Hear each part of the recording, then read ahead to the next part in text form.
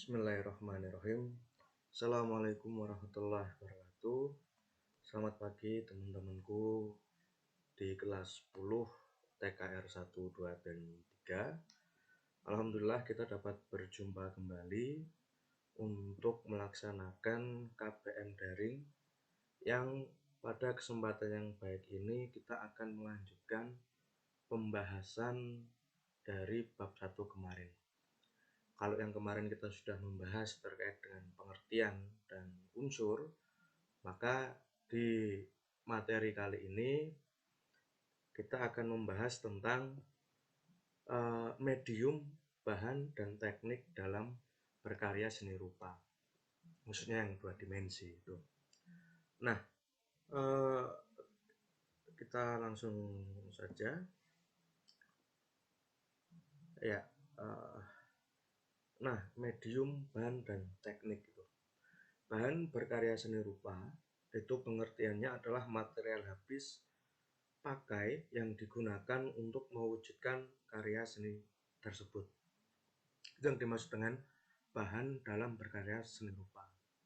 Nah, kemudian yang kedua, sesuai dengan keragaman jenis karya seni rupa, bahan untuk berkarya seni rupa ini juga banyak macam dan ragamnya. Ada yang berfungsi sebagai bahan utama atau medium, ada pula sebagai bahan penunjang. Jadi dalam bahan seni rupa ini juga dipisah menjadi 2 fungsi, yaitu fungsi utama sebagai bahan utama dan bahan medium atau bahan penunjang. Kalau kita ambil contoh seperti ukiran, itu biasanya bahan utamanya adalah kayu dan bahan penunjangnya itu bisa nanti pakai blitur atau pewarna itu. Nah, kemudian bahan untuk berkarya seni rupa dapat dikategorikan menjadi bahan alami dan bahan sintetis berdasarkan sumber bahan dan proses pengolahannya. Jadi bahan dalam berkarya seni rupa ini dikategorikan menjadi 2, bahan yang dia dari bahan yang alami dan bahan sintetis. Bahan yang alami ini biasanya dia tidak dibuat oleh manusia, tapi dia murni muncul dari alam gitu. Kemudian untuk bahan yang sintetis biasanya itu sengaja dibuat manusia untuk menunjang dalam mempermudah pembuatan karya seni rupa. Nah, bahan-bahan ini dapat digunakan secara langsung tanpa proses pengolahan secara kimiawi di pabrik atau industri terlebih dahulu. Nah, bahan-bahan yang dimaksud yang proses pengolahannya itu kimiawi itu biasanya dia yang sintetis tadi. Tapi kalau yang dia bahan alami, dia biasanya tidak mengandung kimiawi atau tidak dibuat di pabrik gitu. Adapun bahan baku olahan adalah bahan-bahan alam yang telah diolah melalui proses pabriksasi atau industri tertentu menjadi bahan baru yang memiliki sifat dan karakter khusus. Nah, tadi yang kita diskusikan tentang bahan alami dan bahan sintetis ini ketemunya nanti di sini, bahwa kalau bahan alami itu proses pengolahannya itu tidak melalui proses pabriksasi atau industri tertentu, tapi dia muncul secara alami gitu. Beda lagi nanti ketika bahannya dari sintetis. Nah, itu tadi terkait dengan bahan. Kemudian kita masuk pada alat dalam berkarya seni rupa 2 dimensi. Alat untuk berkarya dalam seni rupa 2 dimensi sangat banyak jenis dan ragamnya. Beberapa karya seni rupa bahkan memiliki peralatan khusus yang tidak dipergunakan pada jenis karya lainnya. Alat-alat tulis gambar misalnya, ada peralatan yang digunakan dalam proses pembuatan hampir seluruh jenis karya seni rupa, terutama saat membuat rancangan karya seni tersebut.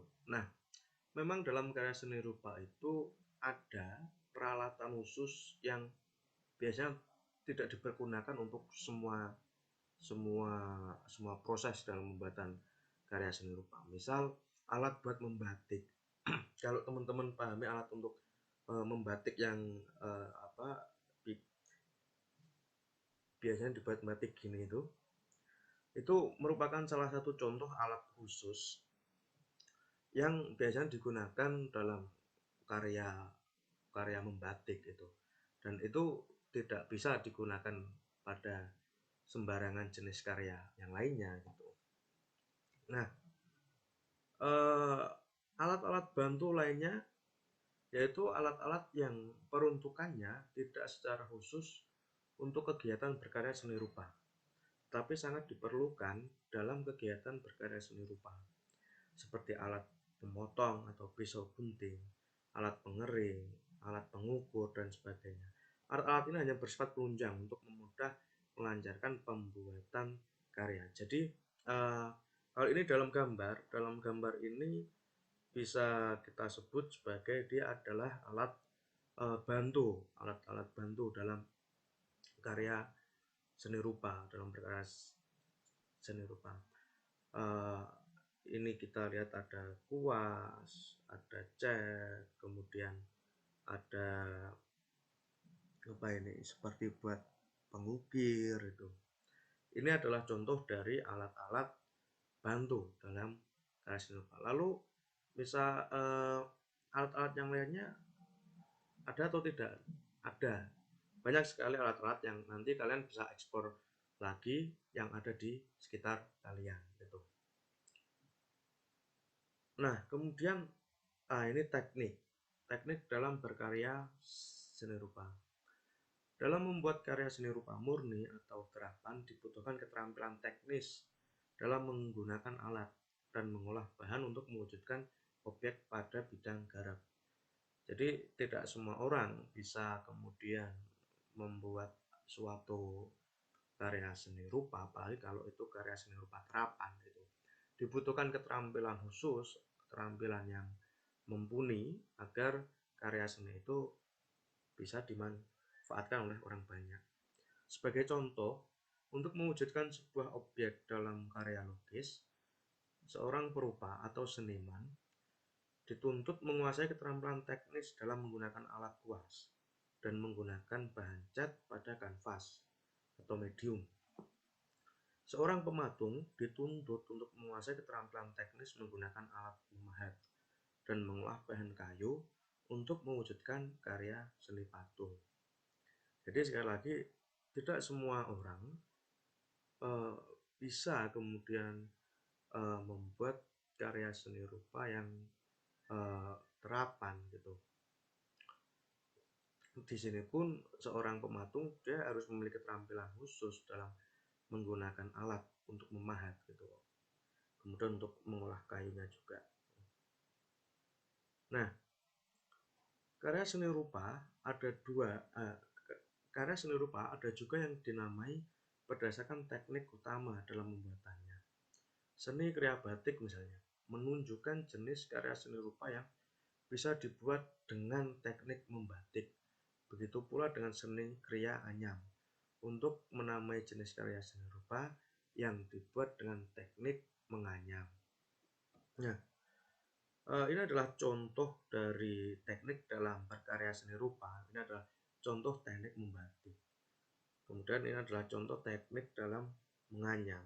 Nah, setiap karya yang dibuat oleh seniman atau perupa pasti ada teknik yang digunakan dalam membuat karya itu. Ini hanya sebagai contoh. Dan teman-teman di rumah bisa lebih mengeksplor lagi terkait dengan teknik apa saja yang terdapat dalam seni rupa ini.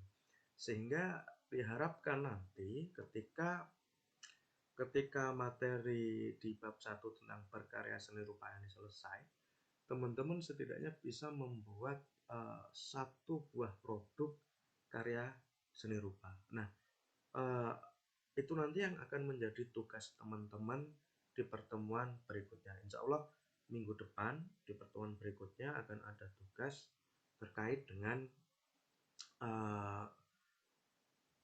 berkarya seni rupa dua dimensi ini. Sementara seperti itu dulu. Mohon maaf apabila ada salah kata dari saya.